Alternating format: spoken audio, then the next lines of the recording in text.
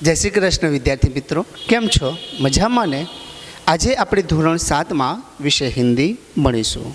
उसमें छठा पाठ है डॉक्टर विक्रम साराभाई। इनको हम जानते हैं, वे महान वैज्ञानिक थे। तो आज हम उनके बारे में जानेंगे। तो यह पाठ एक जीवनी है, इसका साहित्य प्रकार जीवनी है। जीवनी यानी किसी और व्यक्ति के बारे में लिखा गया हो, उसे कहते हैं जीवनी।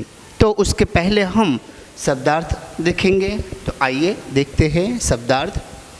इरादा यानी कि विचार, इरादा यानी विचार। लिफाफा कागज़ की थैली, कागज़ की थैली। ढेरों यानी कि बहुत बहुत सारा। लेस यानी कि सुसज्जित, लेस यानी कि सुसज्जित। अनुसंधान आविष्कार, अनुसंधान यानी आविष्कार। उपाधि यानी कि खिताब, उपाधि यानी खिताब। तो आइए आज हम उनके बारे में जानेंगे। तो हमारे जीवन को सुविधापूर्ण बनाने में वैज्ञानिकों का प्रमुख योगदान रहा है। એટલે કે આપણું જીવન છે એને સુખ સુવિધાવાળું બનાવવા માટેનું બનાવી એમાં મહેનત કરી, એમાં સૌથી મોટું યોગદાન આ મહાન વૈજ્ઞાનિકોનું છે। प्रस्तुत इकाई में हमें विक्रम साराभाई जैसे अद्भुत व्यक्तित्व से परिचित कराती है। लेकिन आ पाठ આપણને આવા જ એક મહાન વૈજ્ઞાનિક વિશેની માહિતી આપે છે, જાણકારી આપે છે, जिन्होंने विज्ञान प्रौद्योगिकी, शिक्षा, उद्योग, वाणिज्य, व्यवसाय, प्रबंध आदि अनेक क्षेत्रों में देश की प्रगति के लिए उल्लेखनीय कार्य किया है। आटला बधा क्षेत्रों के अंदर एमने काम कर्યું છે। उनके जीवन की घटनाओं से प्रेरित होकर अवलोकन, परीक्षण व परिश्रम से वैज्ञानिक दृष्टिकोण विकसित कर हम भी महान वैज्ञानिक बन सकते हैं। लेकिन एमना आवुं जीवन चरित्र जोईने आपणे पण एवुं विचारीए कि आपणे पण मोटा थईने आवा महान वैज्ञानिक बनीशुं और मानव जाति की अनुपम सेवा कर सकते हैं। એટલે કે આપણે માણસોની સારી એવી સેવા પણ કરી શકીએ છીએ, પણ ક્યારે આપણે એમના જેવા બનવાનો પ્રયત્ન કરીએ ત્યારે, એટલી મહેનત કરીએ ત્યારે એમણે બેસી રહેવાથી કંઈ થતું નથી। તો આવો આજે આપણે પાઠ ભણીએ। एक ऐसे महान वैज्ञानिक थे, जब वे मात्र 2 वर्ष के थे तब गुरुदेव रविंद्रनाथ ठाकुर ने भविष्यवाणी की थी कि यह बालक बड़ा होकर बहुत यशस्वी बनेगा, और उस बालक ने उनकी भविष्यवाणी अपने कर्मों से सच साबित कर डाली। लेकिन डॉक्टर विक्रम साराभाईનો जन्म થયો ત્યારે રવિન્દ્રનાથ ઠાકુરે એવી ભવિષ્યવાણી કરેલી કે આ છોકરો મોટો થઈને કંઈક બનશે, અને એવું જ થયું। આ વિક્રમ સારાભાઈએ મોટા થઈને એટલી બધી મહેનત કરી કે એમની ભવિષ્યવાણી સાબિત કરી બતાવી। क्या आप जानते हैं वे कौन थे? वे थे हमारे महान वैज्ञानिक डॉक्टर विक्रम साराभाई। तो ये व्यक्ति हता डॉक्टर विक्रम साराभाई। डॉक्टर विक्रम साराभाई का जन्म 12 अगस्त 1919 को अहमदाबाद में हुआ था।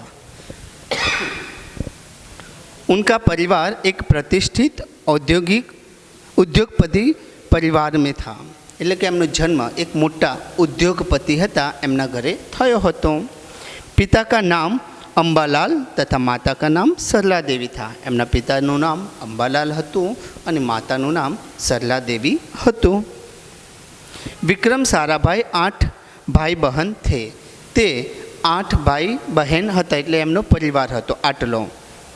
बाल्यकाल से प्रभावित विक्रम साराभाई ने बचपन का यह प्रसंग उनके सफलता हासिल करने के बुलंद इरादे को दर्शाता है। અહીંયા એમના બચપનનો એક પ્રસંગ આપેલો છે, તે આપણને ખબર પડી જાય કે એમને મોટા થઈને શું બનવું હતું। शिमला में उनके पिता श्री अंबालाल के नाम ढेरों चिट्ठियाँ आती थी। એટલે કે જ્યારે શિમલામાં રહેતા હતા એમના પરિવાર સાથે, ત્યારે એમના પિતાજીના નામની કેટલી બધી ચિઠ્ઠીઓ આવતી હતી, એટલે કે કાગળો આવતા હતા। यह देखकर बालक विक्रम ने मन में ही इच्छा हुई कि उनके नाम भी खूब सारे पत्र आए। હવે પોતાના પિતાના નામના આટલા બધા કાગળો જોઈને એમને પણ મનમાં એવી ઈચ્છા થઈ કે મને પણ ઘણા બધા માણસો બહુ બધા કાગળો લખે, इसलिए कई लिफाफों पर अपना नाम तथा पता लिखा और डाकघर में डाल दिए। શું કરીએ, એમને ઘણા બધા કવરો લીધા, એની અંદર પોતાનું નામ અને સરનામું લખ્યું અને એ પેલા પોસ્ટ ઓફિસના ડબ્બો હોય એની અંદર નાખીને આવ્યા। फिर क्या था, उनके नाम पर ढेरों चिट्ठियाँ आने लगी। पिता ने देखा तो उनके मन में बालक विक्रम के इस काम के पीछे के उद्देश्य को जानने की इच्छा हुई। એમના પિતાજીને નવાઈ લાગી કે મારો બાળક તો આ નાનો છે, એને વળી કોણ ચિઠ્ઠીઓ લખતું હશે? તો એમના પિતાજીએ એમને પૂછ્યું। असलियत मालूम होने पर उन्हें हंसी आई। એમના પિતાજીને સાચી વાત શું છે એ જાણીને હસવું આવ્યું। लेकिन सफलता पाने की इच्छा जानकर अच्छा भी लगा, પણ એમને એ જાણીને પણ આનંદ થયો કે મારો બાળક મોટો થઈને આ રીતે સફળ વ્યક્તિ બનવા માંગે છે। जब वह 8 साल के थे तो साइकिल पर विभिन्न कलाबाजियाँ करते और लोगों को अचंभित कर देते। નાના છોકરાઓ હોય સાયકલ ચલાવે ને એટલે સીધી રીતે ના ચલાવે, કંઈ ને કંઈ નાટકો કરતા હોય છે। તો એવી જ રીતે આ ડૉક્ટર વિક્રમ સારાભાઈ હતા, એમને સાયકલ પર કેટલી બધી કલાઓ કરતા આવડતું હતું। उन्हें સાહસિક કારનામે પ્રિય थे, એટલે કે કોઈ માણસ ન કરી શકે એવા કામ કરીને બતાવવાનું એમને ગમતું હતું। ગણિત તથા ભૌતિકી के प्रति उनकी गहरी दिलचस्पी थी। गणित अने आ भौतिक विज्ञान होय ए विषय में एमने घणो बधो रस हतो। उन्होंने मैट्रिक की परीक्षा सन 1934 में पास की थी। मैट्रिक એટલે કે 10મું ધોરણ। सन 1934-37 में गुजरात कॉलेज अहमदाबाद से इंटर की परीक्षा की। सन 1937 में इंग्लैंड चले गए। सन 1940 में कैम्ब्रिज से गणित व भौतिक में बीएससी की परीक्षा में सफलता प्राप्त की। आ रीते आगळ ने आगळ एमने अभ्यास चालू ज राख्यो। तत्पश्चात द्वितीय विश्व युद्ध के शुरू होते ही विक्रम साराभाई भारत लौटे અને જ્યારે બીજું વિશ્વ યુદ્ધ શરૂ થયું ત્યારે આ વિક્રમ સારાભાઈ હતા એ પાછા આવ્યા ત્યાંથી। भारत में उन्हें सर सी.वी. रामन तथा डॉक्टर होमी भाभा के सानिध्य मिला। હવે આ બંને મહાન વૈજ્ઞાનિક હતા અને એ વૈજ્ઞાનિકોનું સાનિધ્ય એટલે કે એમની પાસે રહીને કંઈક નવું શીખવાનું મળ્યું। वहाँ राष्ट्रीय स्वतंत्रता आंदोलन से बड़े प्रभावित हुए। सन 1942 में वह मृणालिनी स्वामीनाथन के साथ विवाह सूत्र में बंध गए। હવે 1942ની અંદર એમણે લગ્ન પણ કરી લીધા મૃણાલિની સ્વામીનાથન। હવે એ છોકરીની સાથે એમને લગ્ન કરી લીધા।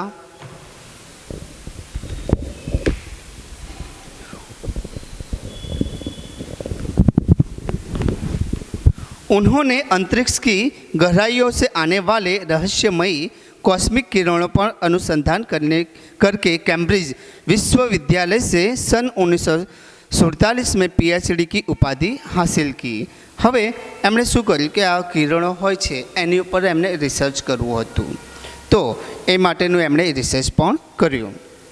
ब्रह्मांड तथा सौर मंडल में कई जटिल प्रश्नों का प्रायोगिक हल निकालने का श्रेय डॉक्टर विक्रम साराभाई को प्राप्त है। એટલે કે આ બ્રહ્માંડની અંદર કેટલી બધી સમસ્યાઓ છે અને એ સમસ્યાનું સમાધાન પણ કોણ લાવ્યું? ડૉક્ટર વિક્રમ साराभाई। यह उन्हीं का सुझाव था कि कॉस्मिक किरणों पर प्रयोग करने के लिए हिमालय की ऊंची चोटियाँ सर्वाधिक उपयुक्त व अनुकूल होगी। એમણે એ સાબિત કરીને બતાવ્યું કે આ કિરણો ઉપર જો પ્રયોગ કરવો હોય તો હિમાલયની ઊંચી જે ચોટી છે એટલે કે હિમાલયની ટોચ પર જઈને આ બધા પ્રયોગો કરવા જોઈએ તો આપણને સફળતા મળે। इसलिए भारत सरकार ने गुलमर्ग के वैज्ञानिक उपकरणों से लेस एक प्रयोगशाला स्थापित की। એટલા માટે જ ભારત સરકારે શું કર્યું કે ત્યાં એક પ્રયોગશાળાને સ્થાપના કરી। ગુલમર્ગ નામનું સ્થળ છે ત્યાં। डॉक्टर विक्रम साराभाई ने निजी प्रयासों से सन 1947 में भौतिक अनुसंधान प्रयोगशाला अहमदाबाद में स्थापित हुई। એટલે કે એમણે અમદાવાદની અંદર પણ એક પ્રયોગશાળાની સ્થાપના કરી, जिससे वह आजन्म સંબદ્ધ રહે, એટલે કે જ્યાં સુધી એ મૃત્યુ ન पाम्या ત્યાં સુધી એની અંદર कार्यरत રહ્યા। साथ ही उन्होंने देश में वस्त्र उद्योग की तकनीकी समस्याओं के हल निकालने के उद्देश्य से अहमदाबाद में ही टेक्सटाइल इंडस्ट्रीज रिसर्च एसोसिएशन की आधारशिला रखी, એટલે કાપડ ઉદ્યોગ હતો એની અંદર પણ એમણે પાયો નાખ્યો।